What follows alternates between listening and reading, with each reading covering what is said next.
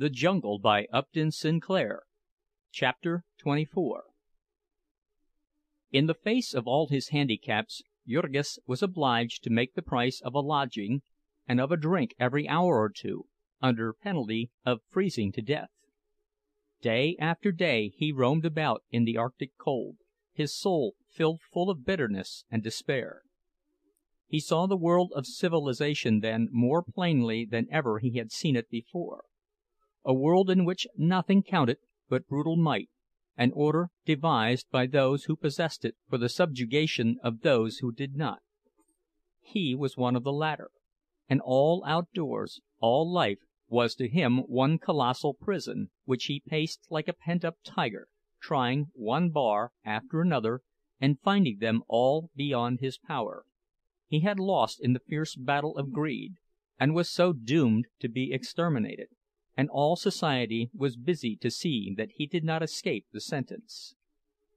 Everywhere that he turned were prison bars, and hostile eyes following him: the well-fed, sleek policemen, from whose glances he shrank, and who seemed to grip their clubs more tightly when they saw him; the saloon-keepers, who never ceased to watch him while he was in their places, who were jealous of every moment he lingered after he had paid his money; the hurrying throngs upon the streets, who were deaf to his entreaties, oblivious of his very existence, and savage and contemptuous when he forced himself upon them. They had their own affairs, and there was no place for him among them. There was no place for him anywhere. Every direction he turned his gaze, this fact was forced upon him. Everything was built to express it to him: the residences, with their heavy walls and bolted doors, and basement windows barred with iron; the great warehouses filled with the products of the whole world, and guarded by iron shutters and heavy gates; the banks, with their unthinkable billions of wealth, all buried in safes and vaults of steel. And then one day there befell Jurgis the one adventure of his life. It was late at night, and he had failed to get the price of a lodging. Snow was falling, and he had been out so long that he was covered with it, and was chilled to the bone. He was working among the theater crowds, flitting here and there, taking large chances with the police, in his desperation half hoping to be arrested. When he saw a bluecoat start toward him, however, his heart failed him, and he dashed down a side street and fled a couple of blocks. When he stopped again, he saw a man coming toward him, and placed himself in his path.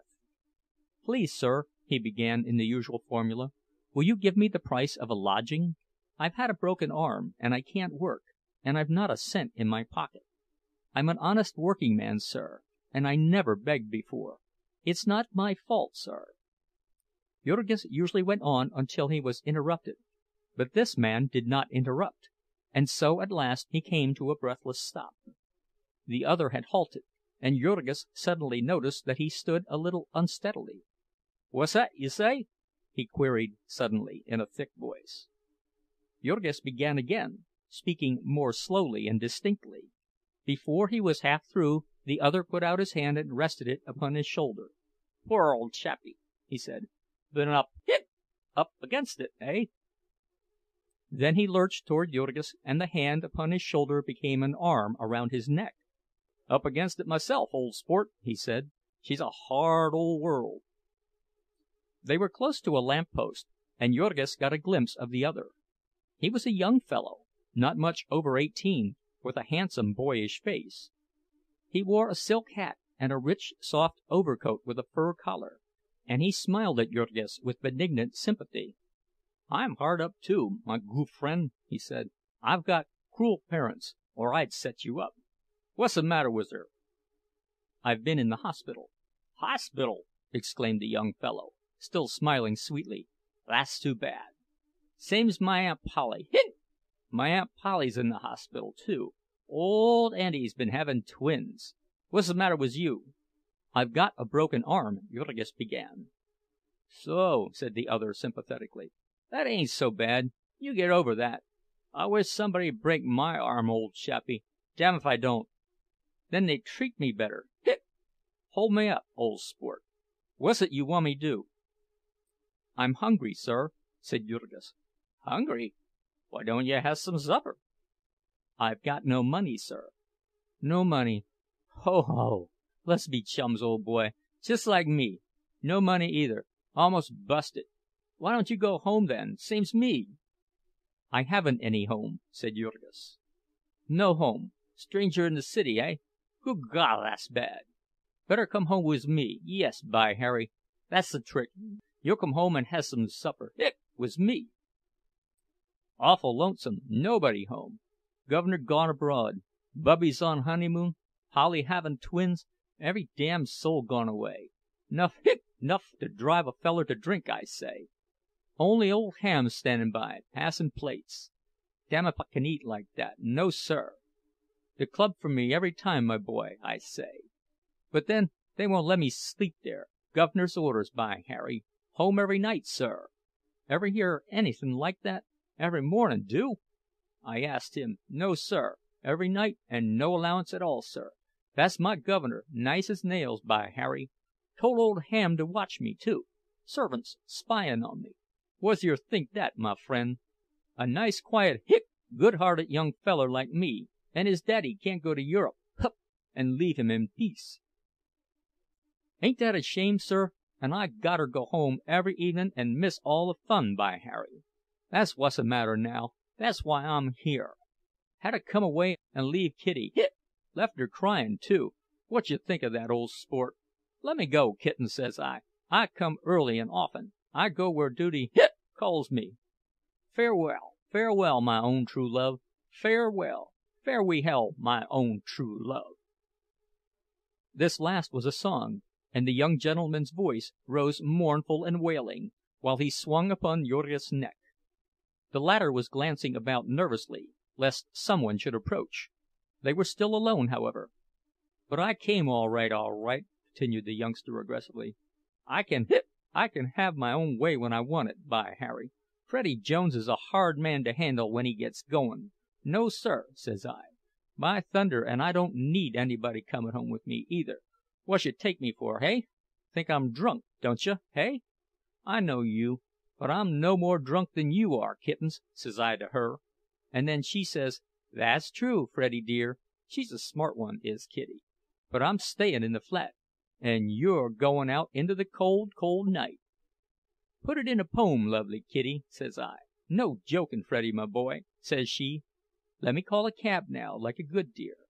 But I can call my own cabs, don't you fool yourself, and I know what I'm a-doin', you bet. Say, my friend, what you say? Will ye come home and see me, and have some supper? Come 'long like a good feller. Don't be haughty.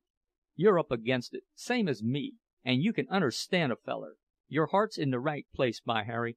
Come 'long, old chappie, and we'll light up the house, and have some fizz, and we'll raise hell, we will. Whoop-la! So long's I'm inside the house I can do as I please. The guv'nor's own very orders, by God! Hip, hip!" They had started down the street, arm in arm, the young man pushing Jurgis along, half dazed. Jurgis was trying to think what to do. He knew he could not pass any crowded place with his new acquaintance without attracting attention and being stopped. It was only because of the falling snow that people who passed here did not notice anything wrong. Suddenly, therefore, Jurgis stopped. "Is it very far?" he inquired. "Not very," said the other. "Tired are you, though? Well, we'll ride. What you say? Good. Call a cab." And then, gripping Jurgis tight with one hand, the young fellow began searching his pockets with the other. "You call, old sport, and I'll pay," he suggested. "How's that, hey?" And he pulled out from somewhere a big roll of bills. It was more money than Jurgis had ever seen in his life before, and he stared at it with startled eyes. "Looks like a lot, hey?" said Master Freddie, fumbling with it. "Fool you, though, old chappie, they're all little ones. I'll be busted in one more week, sure thing, word of honor. And not a cent more till the first governor's orders. Not a cent, by Harry. 'Nuff to set a feller crazy, it is. I sent him a cable this afternoon. That's one reason more why I'm going home. Hangin' on the verge of starvation, I says, for the honor of the family. Send me some bread. Hunger will compel me to join you, Freddie.' That's what I wired him, by Harry, and I mean it. I'll run away from school, b'God, if he don't send me some."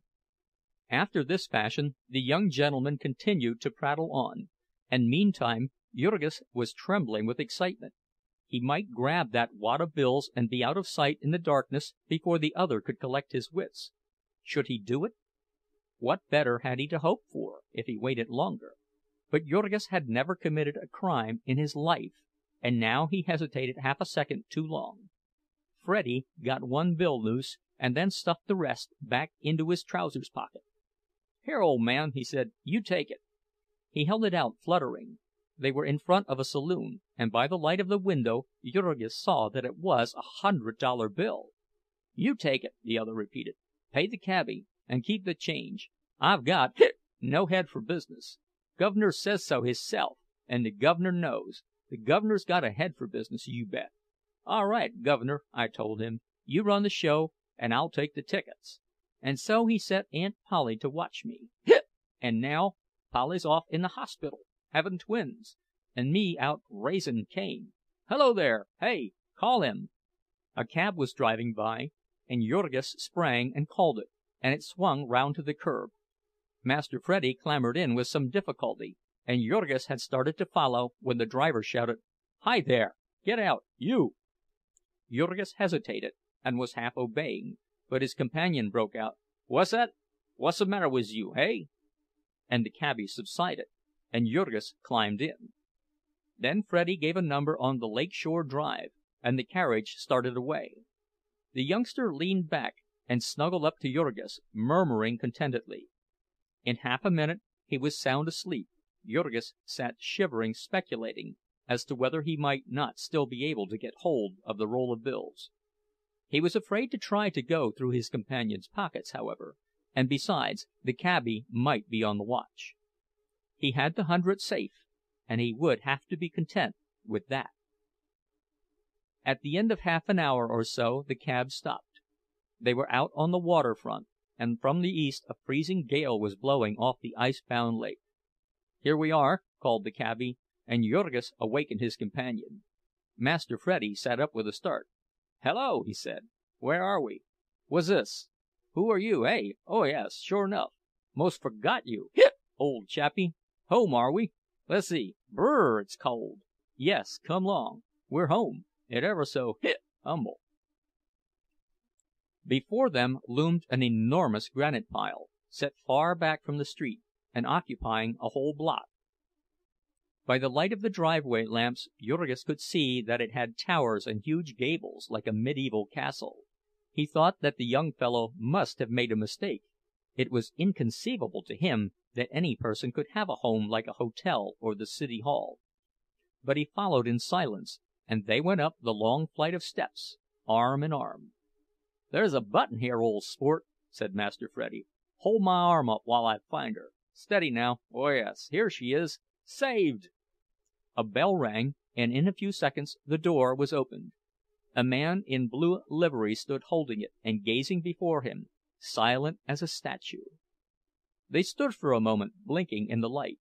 Then Jurgis felt his companion pulling, and he stepped in, and the blue automaton closed the door. Jurgis' heart was beating wildly. It was a bold thing for him to do.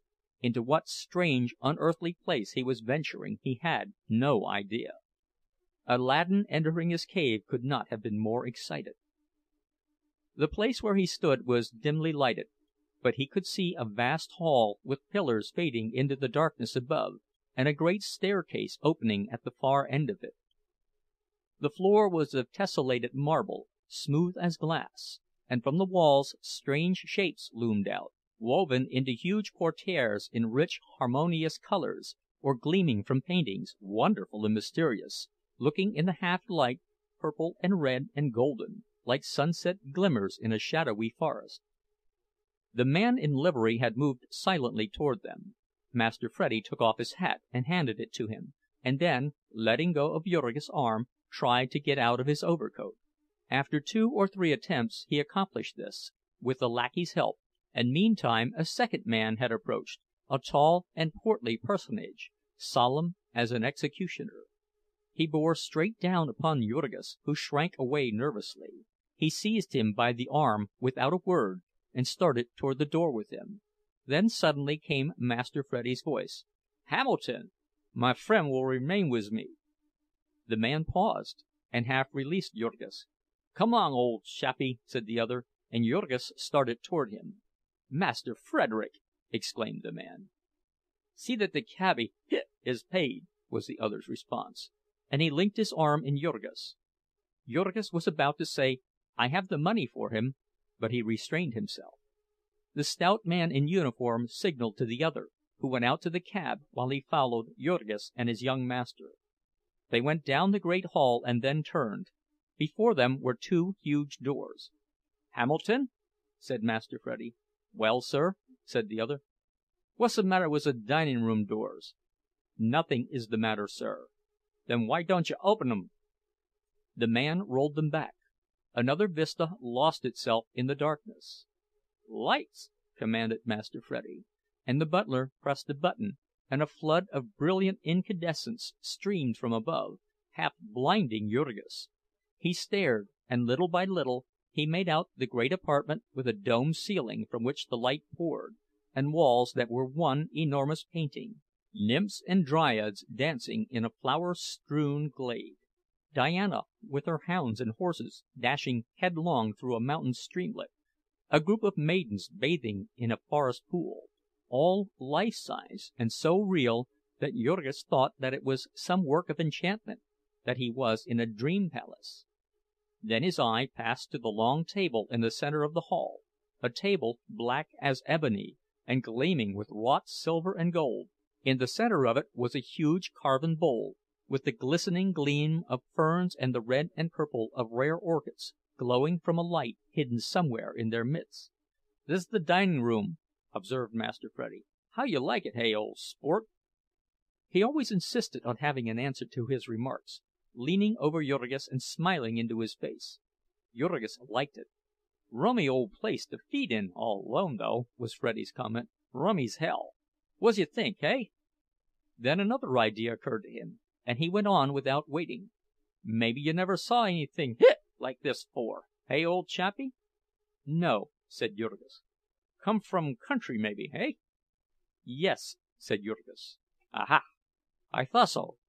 Lots of folks from country never saw such a place. Governor brings 'em, free show, reg'lar circus. Go home tell folks about it. Old man Lona's place, Lona's the packer, beef trust man. Made it all out of hogs, too, damn old scoundrel. Now we see where our pennies go, rebates and private car lines. By Harry! Bully place, though, worth seein'. Ever hear of Lonas the packer, old chappie?" Jurgis had started involuntarily. The other, whose sharp eyes missed nothing, demanded, "What's the matter, hey? Heard of him?" And Jurgis managed to stammer out, "I have worked for him in the yards." "What!" cried Master Freddie with a yell. "You? In the yards? Ho, ho! Why, say, that's good. Shake hands on it, old man, by Harry! Governor ought to be here. Glad to see you. Great friends with the men, Governor. Labor and capital, community of interests, and all of that. Funny things happen in this world, don't they, old man? Hamilton, let me introduce you. Friend, the family. Old friend, the Governor's. Works in the yards. Come to spend the night with me, Hamilton. Have a hot time. Me friend, Mr. What's your name, old chappie? Tell us your name." "Rudkus, Jurgis Rudkus. My friend, Mr. Rednose Hamilton. Shake hands." The stately butler bowed his head, but made not a sound, and suddenly Master Freddie pointed an eager finger at him.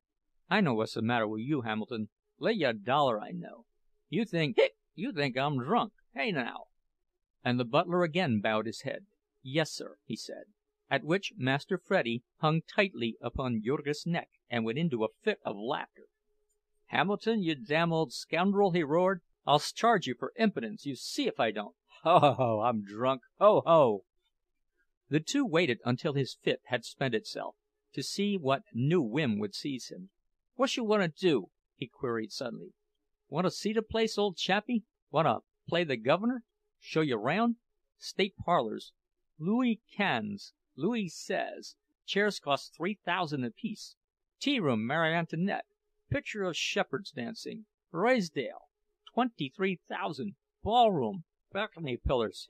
Imported. Special ship. 68,000. Ceiling painted in Rome. What's that feller's name, Hamilton? Mattotoni, Macaroni. Then this place, Silver Bull, Benvenuto Cellini, rummy old Dago. And the organ, $30,000, sir. Start her up, Hamilton. Let Mr. Rednose hear it. No, never mind. Clean forgot. Says he's hungry, Hamilton. Let's have some supper. Only, don't let's have it here. Come up to my place, old sport. Nice and cozy. This way. Steady now, don't slip on the floor. Hamilton, we'll have a whole spread, and some fizz. Don't leave out the fizz, by Harry. We'll have some of the 1830 Madeira. Hear me, sir? Yes, sir, said the butler. But, Master Frederick, your father left orders. And Master Frederick drew himself up to a stately height. My father's orders were left to me, and not to you, he said. Then, clasping Jurgis tightly by the neck, he staggered out of the room. On the way another idea occurred to him, and he asked, "Any cable message for me, Hamilton?" "No, sir," said the butler. "Guv'nor must be traveling. And how's the twins, Hamilton?" "They are doing well, sir." "Good," said Master Freddie, and added fervently, "God bless 'em, the little lambs." They went up the great staircase, one step at a time. At the top of it there gleamed at them out of the shadows the figure of a nymph crouching by a fountain, a figure ravishingly beautiful, the flesh warm and glowing with the hues of life. Above was a huge court, with domed roof, the various apartments opening into it. The butler had paused below but a few minutes to give orders, and then followed them. Now he pressed a button, and the hall blazed with light. He opened a door before them, and then pressed another button as they staggered into the apartment. It was fitted up as a study. In the center was a mahogany table covered with books and smokers' implements. The walls were decorated with college trophies and colors, flags, posters, photographs, and knickknacks, tennis rackets, canoe paddles, golf clubs, and polo sticks. An enormous moose head with horns 6 feet across faced a buffalo head on the opposite wall, while bear and tiger skins covered the polished floor. There were lounging chairs and sofas, window seats covered with soft cushions of fantastic designs. There was one corner fitted in Persian fashion, with a huge canopy and a jeweled lamp beneath.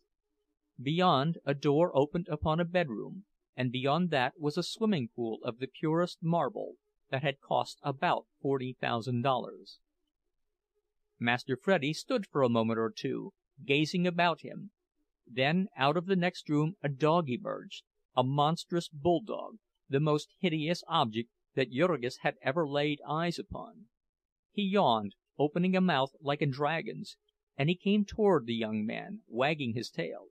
"Hello, Dewey!" cried his master. "Been having a snooze, old boy? Well, well, hello there, what's the matter?" The dog was snarling at Jurgis. "Why, Dewey, this is my friend, Mr. Rednose, old friend the Guv'nor's. Mr. Rednose, Admiral Dewey. Shake hands. Ain't he a daisy, though? Blue ribbon at the New York show. 8,500 at a clip. How's that, hey?" The speaker sank into one of the big armchairs, and Admiral Dewey crouched beneath it. He did not snarl again, but he never took his eyes off Jurgis. He was perfectly sober, was the Admiral. The butler had closed the door, and he stood by it, watching Jurgis every second. Now there came footsteps outside, and as he opened the door a man in livery entered, carrying a folding table, and behind him 2 men with covered trays. They stood like statues while the first spread the table and set out the contents of the trays upon it.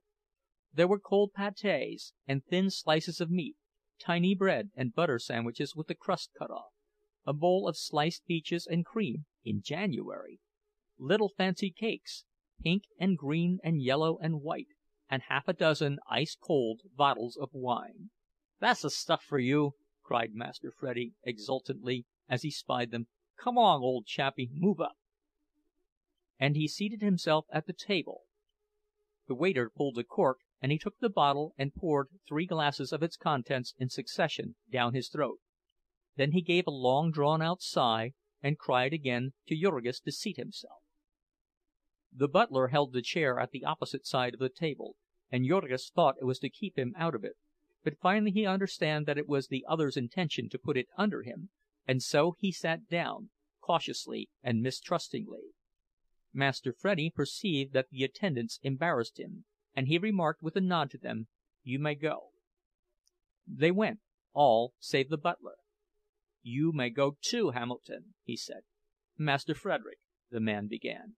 "Go!" cried the youngster angrily. "Damn you, don't you hear me?" The man went out and closed the door. Jurgis, who was as sharp as he, observed that he took the key out of the lock, in order that he might peer through the keyhole. Master Frederick turned to the table again. "Now," he said, "go for it." Jurgis gazed at him doubtingly. "Eat!" cried the other. "Pile in, old chappie." "Don't you want anything?" Jurgis asked. "Ain't hungry," was the reply. "Only thirsty. Kitty and me had some candy. You go on." So Jurgis began without further parley. He ate as with two shovels, his fork in one hand and his knife in the other. When he once got started, his wolf hunger got the better of him, and he did not stop for breath until he had cleared every plate. "Gee whiz!" said the other, who had been watching him in wonder. Then he held Jurgis the bottle. "Let's see you drink now," he said. And Jurgis took the bottle and turned it up to his mouth, and a wonderfully unearthly liquid ecstasy poured down his throat, tickling every nerve of him, thrilling him with joy. He drank the very last drop of it, and then he gave vent to a long-drawn "Ah!"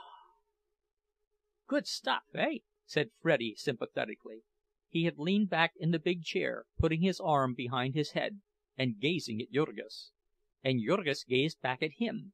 He was clad in spotless evening dress, was Freddie, and looked very handsome. He was a beautiful boy, with light golden hair and the head of an Antinous. He smiled at Jurgis confidingly, and then started talking again, with his blissful insouciance.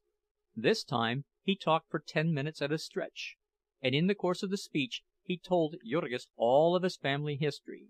His big brother Charlie was in love with the guileless maiden who played the part of Little Bright Eyes in the Caliph of Kamskatka. He had been on the verge of marrying her once, only the governor had sworn to disinherit him, and had presented him with a sum that would stagger the imagination, and that had staggered the virtue of Little Bright Eyes. Now Charlie had got leave from college, and had gone away in his automobile on the next best thing to a honeymoon. The governor had made threats to disinherit another of his children also, Sister Gwendolen, who had married an Italian marquis with a string of titles and a dueling record. They lived in his chateau, or rather had, until he had taken to firing the breakfast dishes at her. Then she had cabled for help, and the old gentleman had gone over to find out what were his Grace's terms. So they had left Freddie all alone, and he with less than $2,000 in his pocket. Freddie was up in arms, and meant serious business, as they would find out in the end. If there was no other way of bringing them to terms, he would have his kittens wire that she was about to marry him, and see what happened then. So the cheerful youngster rattled on, until he was tired out. He smiled his sweetest smile at Jurgis, and then closed his eyes sleepily. Then he opened them again, and smiled once more, and finally closed them, and forgot to open them.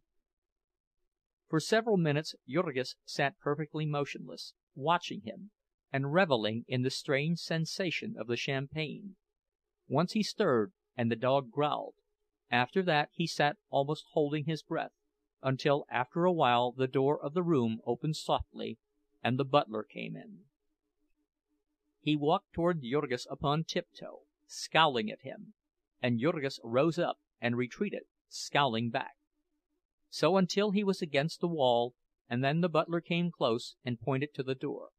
"Get out of here," he whispered. Jurgis hesitated, giving a glance at Freddie, who was snoring softly. "If you do, you son of a—" hissed the butler, "I'll mash in your face for you before you get out of here." And Jurgis wavered but an instant more. He saw Admiral Dewey coming up behind the man, and growling softly to back up his threats. Then he surrendered, and started toward the door. They went out without a sound, and down the great echoing staircase, and through the dark hall. At the front door he paused, and the butler strode close to him. "Hold up your hands!" he snarled. Jurgis took a step back, clenching his one well fist. "What for?" he cried; and then, understanding that the fellow proposed to search him, he answered, "I'll see you in hell first." "Do you want to go to jail?" demanded the butler menacingly. "I'll have the police." "Have 'em!" roared Jurgis with fierce passion. "But you won't put your hands on me till you do. I haven't touched anything in your damned house, and I'll not have you touch me."